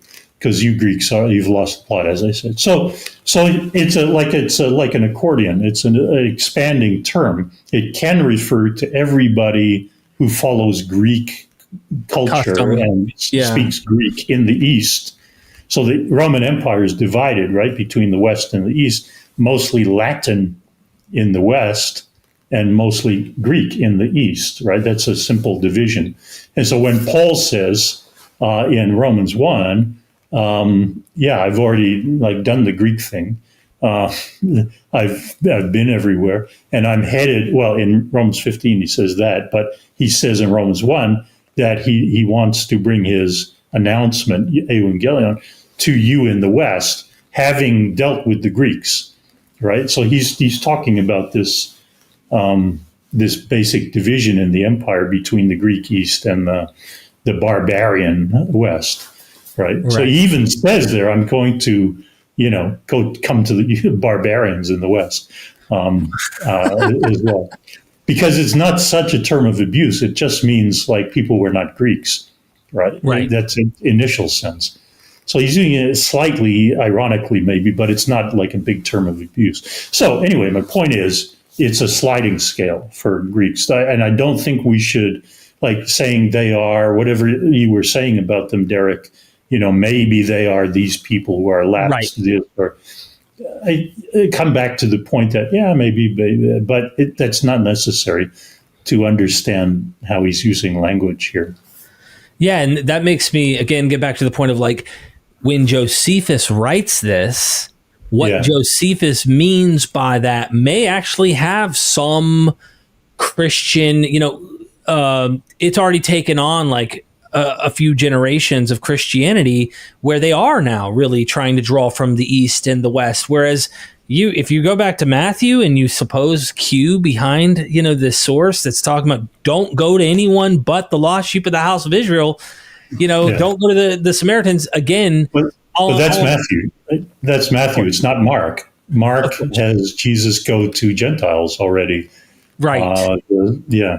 So that he's quite big on that. Yeah, that's all. Well, it's funny when I had Dennis McDonald here, and he's big on the Q. He's got a Q plus Papias hypothesis. He has. Right. He's like, he's big into social identity as well, trying to figure out who the social in group, out group, and all that stuff is. And he says, he's like, it's clearly a problem. Matthew doesn't like that about Mark. So he clearly is pulling material from Q, and he thinks Mark knows Q, of course, and he has his own reasoning. So, but at the end of the day, like there's some problem going on when Matthew has to say, don't go to anyone but these people, and then the Great Commission after he dies.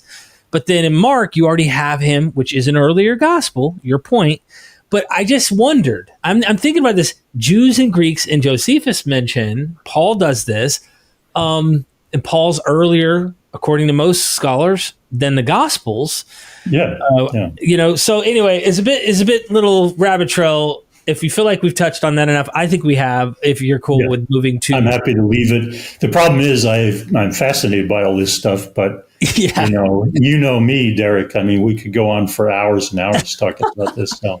I know. Because we need to get into Paul and Mark and their relationship and all that stuff, which is really endlessly fascinating. That is actually something I would like to do more in a future episode, if that's okay. Yeah. Another time, So what have you found since you've written your absolute game changer, Axe Knows Josephus book? Because I think that's been a fascinating book. A lot of people love. Is there anything you've learned since, or is there anything you left out that you said, man, because I couldn't make it super solid, knowing you, but I think there's more. I think there might be more in Acts that might know Josephus. First, to clarify, the book that I think you're referring to, Josephus in the New Testament, that book, I didn't mean to make a big deal of this, actually. It's just that I was asked by Hendrickson to write this book about what's in Josephus or what's in the New Testament, and I felt obligated to give this a new look. So I investigated for myself, and what was different in my approach was everybody had said that Luke and Josephus are drawing on similar sources, right? That was the explanation of their overlaps. But by that time, I'd come to be familiar with Josephus' way of writing, his terminology, his lexicon, his language. And then I thought, well, it doesn't quite make sense, because some of these phrases, specific phrases, are Josephine. And it's like if you visit, Israel, Palestine, and you go to archaeological sites, you'll sometimes see like a wall of stones, rectangular stones. And right in the middle of it, you'll see like a stone that's all dressed up. It's got a design on it. And you say immediately, well, wait a minute, that wasn't designed for this wall. That's a secondary use. It's borrowed from some other wall that it once belonged to, right? Because you can see the designs on it. That's what I was thinking about these passages, is they bear the marks of Josephus's distinctive interest, language, and all that, the Sicarii, the Egyptian the Quirinius and the census and all that stuff, and Judas and Theudas and so many things. These are distinctively Josephine. They're not just what everybody observed, or they're not just basic facts, right? Even calling the Pharisees the most accurate school among this is the Acrobestate Hierasis. This is Josephine language that you don't find anywhere else. Wow. Right? So if you see it in Luke Acts, well, you at least have to think either directly or indirectly, he's getting it from Josephus, because that's the font of it. So that's what I wanted to clarify about the original book, which I first wrote in 92 and then revised in 2003. Yeah, so it's like ancient already. I had a chance to go over it all again because I was asked in 2021 to attend a seminar in Belgium in which we rethought some of these issues, and I was asked to revisit this issue. So there, I tightened up the argument and said, okay, there are a bunch of things that could be from Josephus in Acts. For example, if you just read Acts and you look at King Agrippa II and Berenice, you would assume that they were married, because they come in as a couple with pomp and ceremony and all this stuff and sit in judgment. Josephus doesn't explain, or Acts doesn't explain, pardon me, what their relation, but they're brother and sister. And Josephus reports the widespread rumor in Rome that they were actually having incestuous relations, right? So if you Game of Thrones. Yeah. Well, if you know this, that adds a lot of levels of spice, right, to this, and especially when Josephus says Paul says to Agrippa, I know that you know Judean law and you care about Judean law and you're really a straight up guy.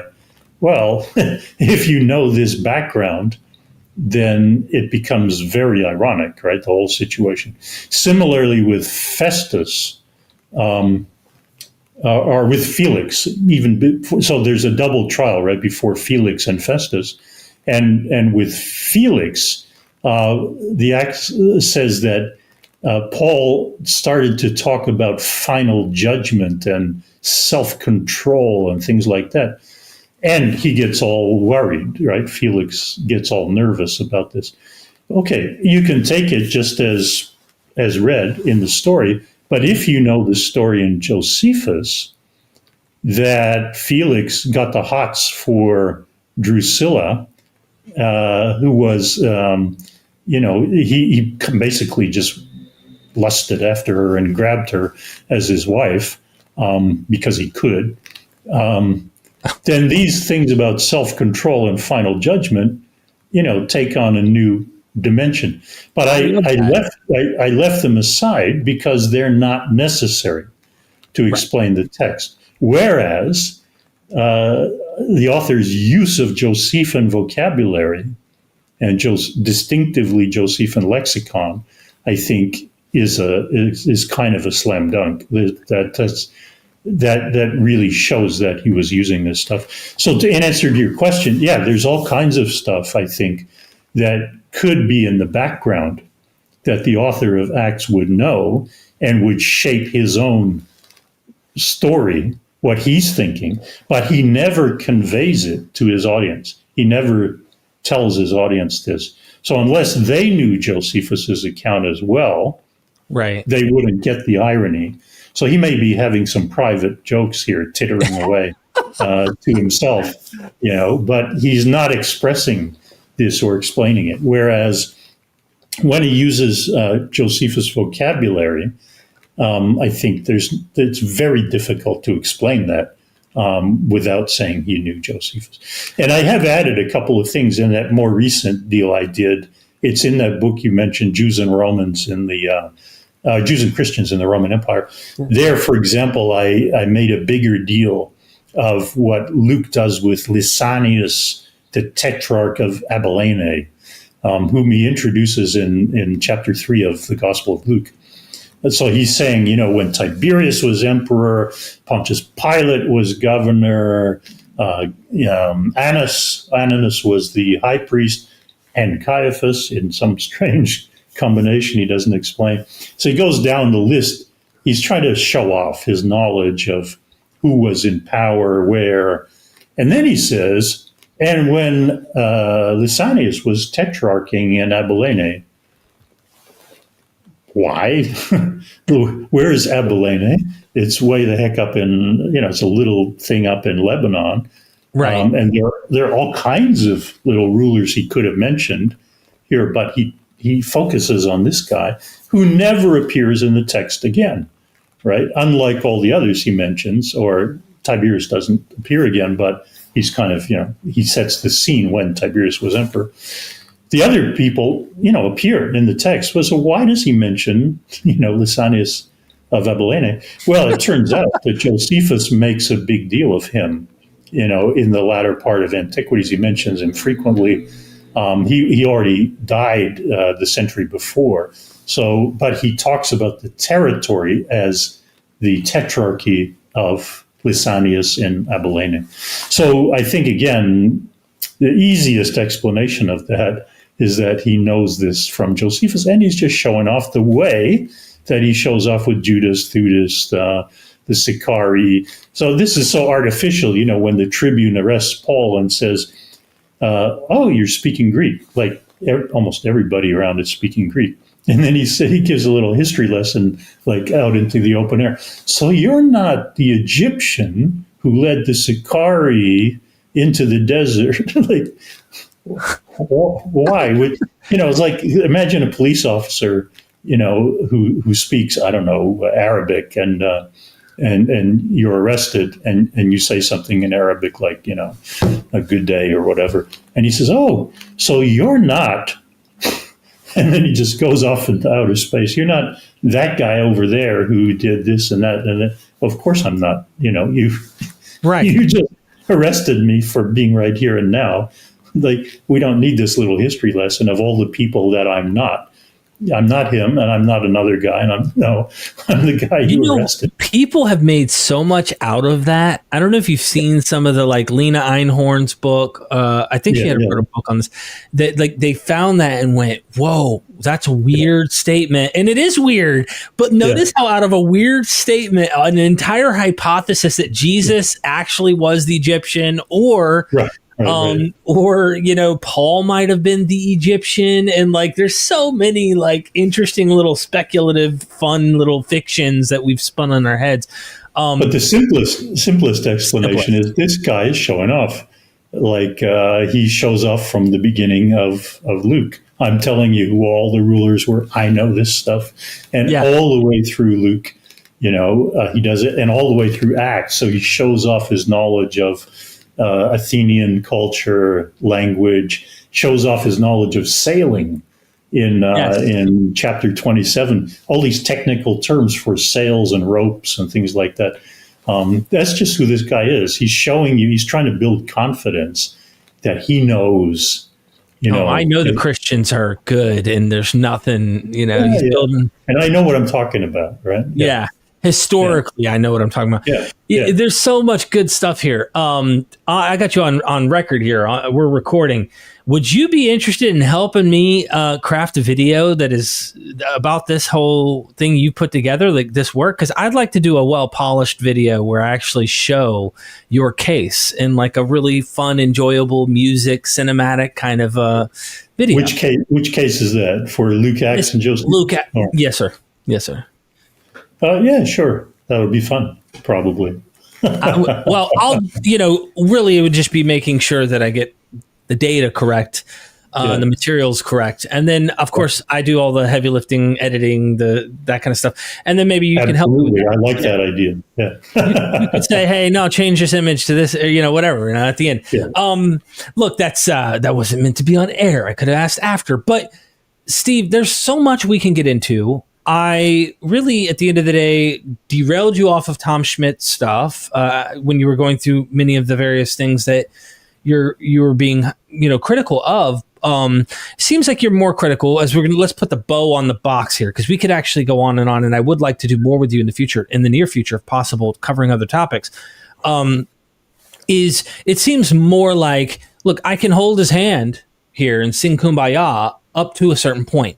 Once you have left Josephus and went back to the priests acting like eyewitnesses here, you've literally left the historian's methodology of like what we can be confident on. And you should have said, look, we're moving into a speculative area. Okay, here's my speculation, and just be upfront. I have a strong case of eyewitness stuff. It kind of reminds me of the same problem I've had with Christian apologists, and then I'll let you take this wherever you want. When they go, eyewitnesses, New Testament, eyewitnesses, and I go, really? And then they go, yeah. Even Second Peter says we were eyewitnesses of His Majesty, and I'm like, that's a forged text. That, like, they're saying they saw, but someone is fabricating this. Yeah. So, like, you don't argue, though. You got to deal with Second Peter. Why are you quoting Second Peter? Second Peter, we have all the reasons to see this as later. We have all the reasons to think whoever wrote that is pretending that they were there at the mountain and saw the majesty and all that. And so, that's not looking good, because now it makes me question any other eyewitness claims you want to try and bring up about Christian, the miracles of Jesus and things. And so with this eyewitness claim he's making, is a bit speculative, and it can go any direction, it seems. Well, maybe I can make one, I'll try to make it a very clear, short comment on this. He tries to justify this, as I mentioned at the beginning, by zeroing in on that phrase, among us.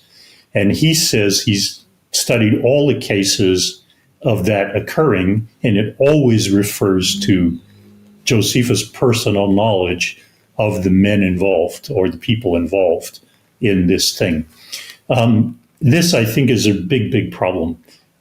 So I've also looked at all those cases, and I'm really familiar with them because they're all over the place. And they come in like the prologues to Josephus' works. He says repeatedly, among us, this is how we roll. This is how it is with us. Because remember that his whole posture is, I'm the Judean expert, and I'm telling you, Greeks, meaning all the rest of you, how things are in our world. We have the best laws. We have the best, customs. We have the best values. We are more courageous than anybody else. We die for our laws. So he frequently says, among us, this is how it is. This is that phrase, among us, which Tom is taking as direct personal knowledge. But I don't think that works. I simply don't think that works. So his reason is, so he does have a justification for making this claim about, eyewitness evidence. But I think what he's resting on is a mistake. That this phrase, among us, is a much more general phrase. It's not meaning I have personal direct knowledge of this particular thing.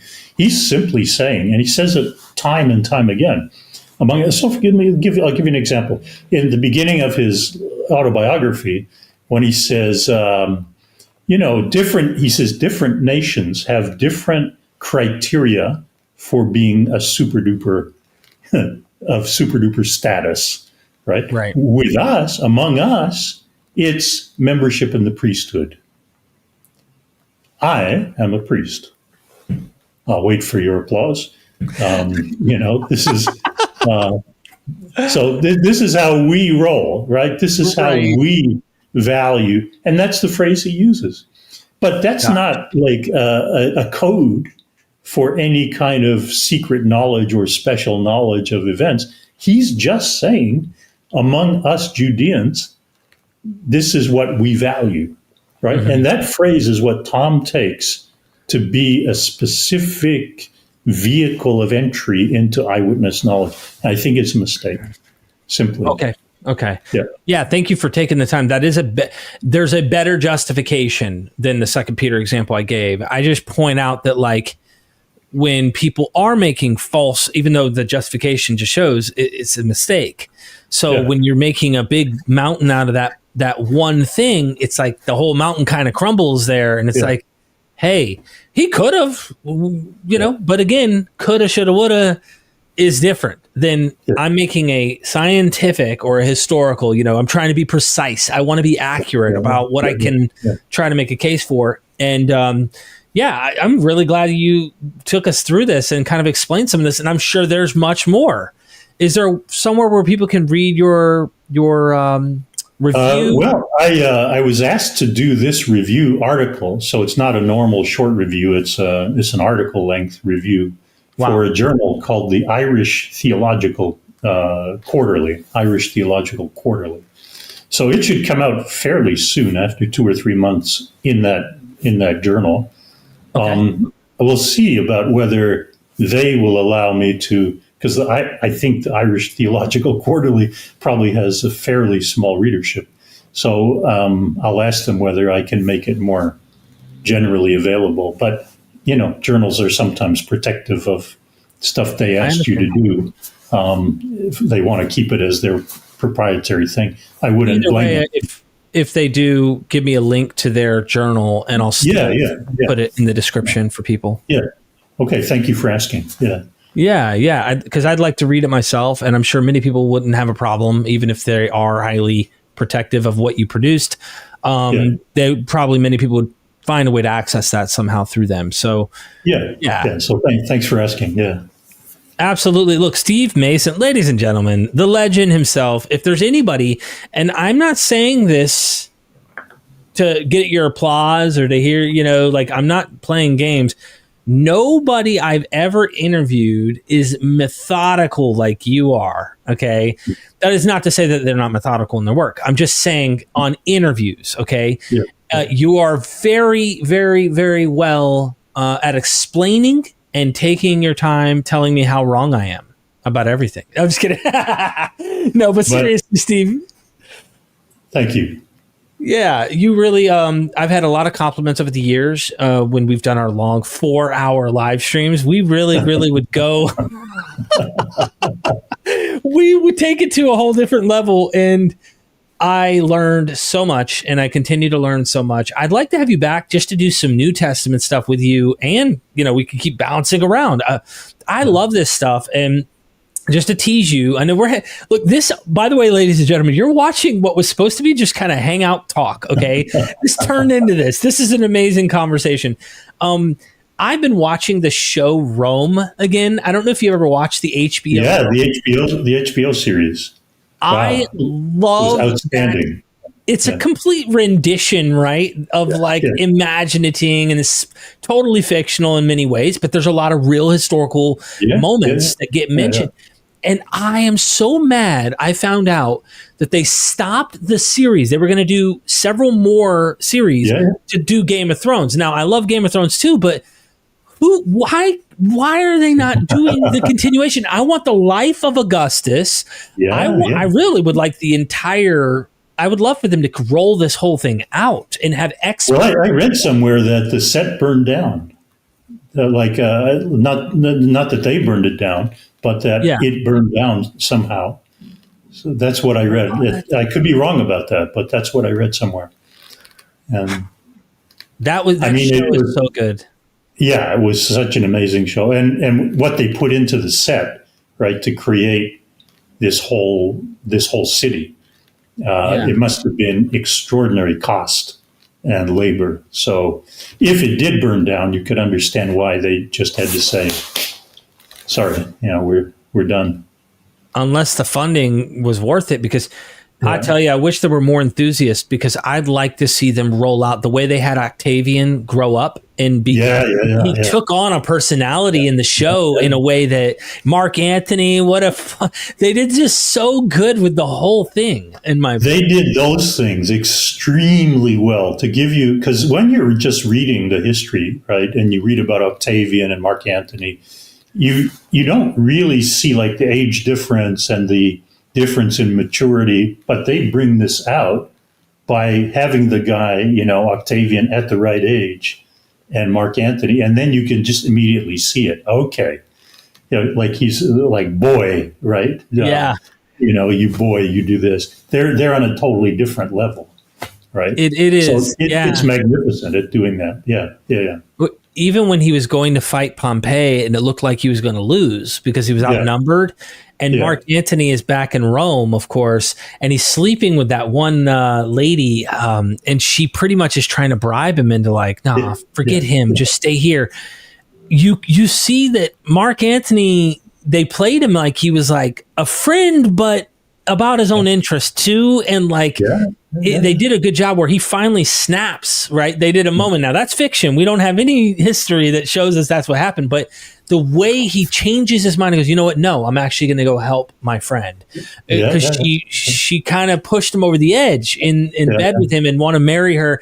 I love little fictional renditions like that play into things that we have history of, and it just is unfortunate because I would love to see Augustus's life, the 41 years he reigns. Oh yeah, it would be. There's something waiting to be done, but I guess it would be an enormous challenge, right, to get all the nuances of such a complicated guy for whom we have quite a bit of evidence, right? So you'd go crazy trying to fit all this stuff in a way. I'd love that. Like take the lives of the Caesars and play a little bit into his birth, go back, if you could, and have the lightning strike the wall and the Gitai coming after. Like just to give a little bit, like one of the seasons starts out and there's this guy and his mother enters the temple and the serpent slithers up to her and like all the cool mythology on top. Oh man, I love it. I agree with you. They did a fantastic job with it. Yeah. Anyway, I love you, man. I really do. I hope everybody gets your books. Drop a comment of some positivity because Steve is an amazing scholar. And is there any final words from you on what we've said? Do you want to put a ribbon on it? And I just mostly hope I haven't bored everybody to death. But the last thing to say is that history is the most fun you can have legally, it's really, I think that the reason I keep talking, Derek, about historical method is that I actually think we get somewhere with history and that it can solve many of the world's problems. We're in our tribal groups and we all believe stuff that, we heard, our traditions, our families, our groups tell us. But when we can actually do history together, meaning open-ended investigation of a problem, looking at all the evidence, talking, what's the best explanation? What do you think? I see a problem there. So this is the value of Tom's book for me, is that I don't have to agree or disagree with him. The point is he's laid down a marker, and it forces thoughtful people to say, wait a minute, why do I think the way I think? And I disagree with him. But this is not a criticism of Tom. This is an embrace and say, yeah, this is what scholarship's all about. Not having the last word, the right word, that then you say, this guy's an idiot. He's all. No. You say, thank you, Tom, for making a clear case about your assumptions, your methods, how you're reaching these conclusions. That forces me to clarify why I disagree with you. And now we move on. And I come back to you and say, what about this? What about that? And then we move on. That's what history is about. So that's why I can welcome his book, even though I completely disagree with it. Ladies and gentlemen, thank you for taking your time to watch this far. Steve, I'd like to get into all that New Testament stuff and even the question of, could it be that other gospels know Josephus? That's a different question, different time. Love to tackle some of the things. Yeah, thank you so much for your time. And until next time, ladies and gentlemen, never forget, we are MythVision.